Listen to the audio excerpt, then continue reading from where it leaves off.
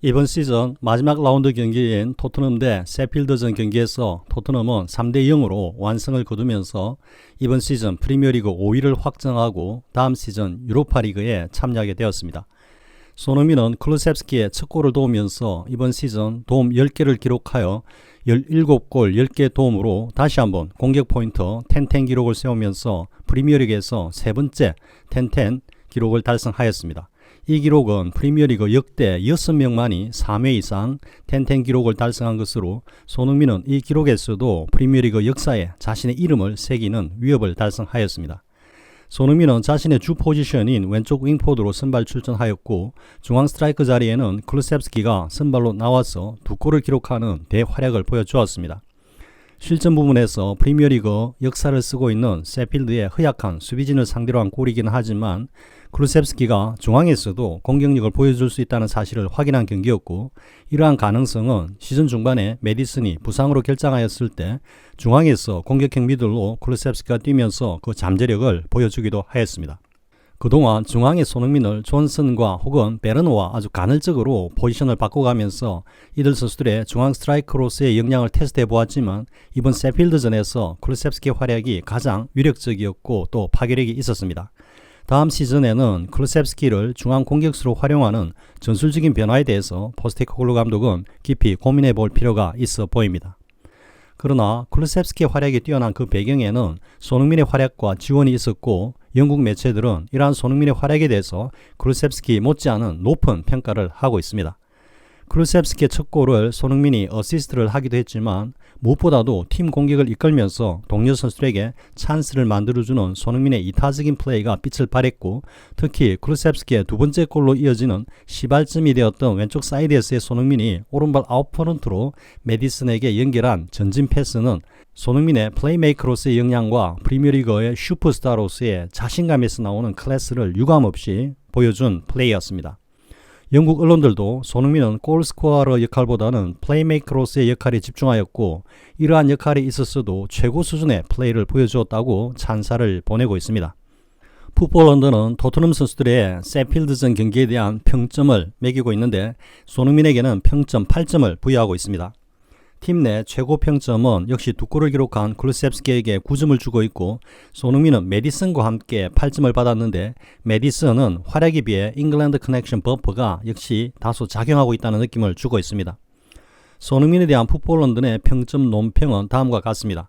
손흥민은 왼쪽 공격수로 출전하여 클루셉스키의 선제골에 도움을 기록했고, 골 찬스가 있었지만 셰필드 골키퍼인 포드링엄의 선방에 아깝게 막혔다. 그리고 토트넘의 두 번째 골에도 관여한 손흥민은 메디슨에게 절묘한 전방 패스를 연결했고, 이 패스는 다시 클루셉스키의 두 번째 골로 이어졌다. 경기 후반에 보여준 존슨을 향한 손흥민의 크로스는 대단히 위력적이었고 거의 도움을 기록한 거나 마찬가지였다.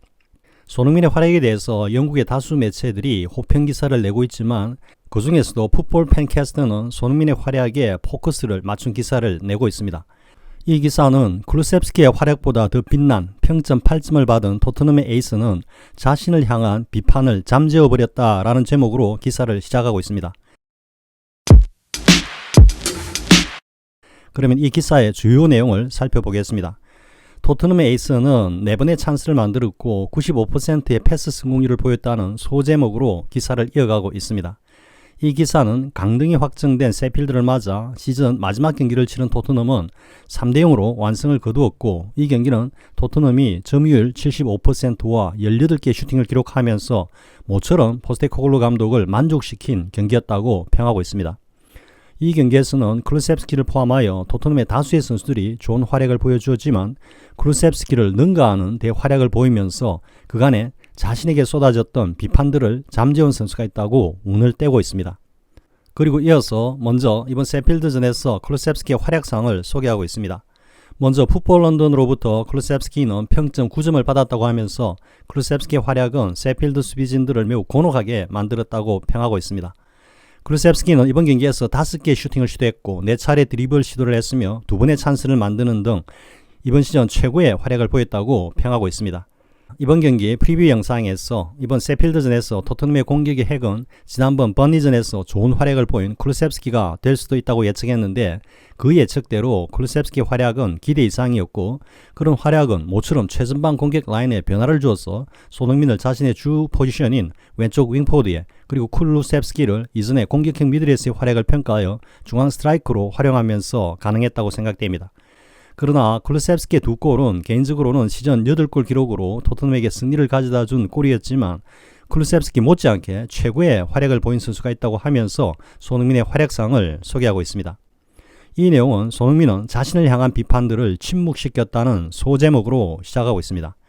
토트넘 선수에 대한 비판이라고 하면서 그 대상이 손흥민이라고 하면 다소 낯설은 느낌이 들 것이다 라고 하면서도 최근 몇 주 동안 손흥민은 이번 시즌 탁월한 활약에도 불구하고 다소 부진한 모습을 보였다고 합니다.